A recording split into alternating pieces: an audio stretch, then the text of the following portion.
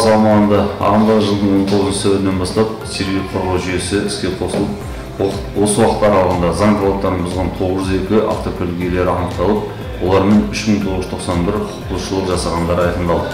Қазіргі таңда жалған мемлекеттік белгі тағып жүрген 36 автокөлік анықталып, айыптұраққа жеткізілді. Сонымен бірге сақтандыру полисінсіз жүрген 222 шетел автокөліктері анықталып, олармен 979 құқық бұзушылықтар жасағандары анықталды.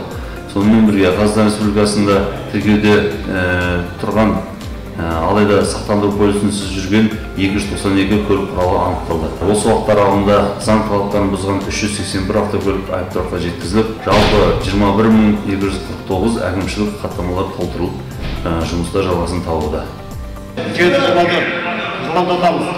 Аталған автокөлік жүйе бойынша іздестіруде. Мемлекеттік белгісі есептен шыққанына қарамастан басқарып жүр. Тоқтатып шара көру керек бұл бойынша.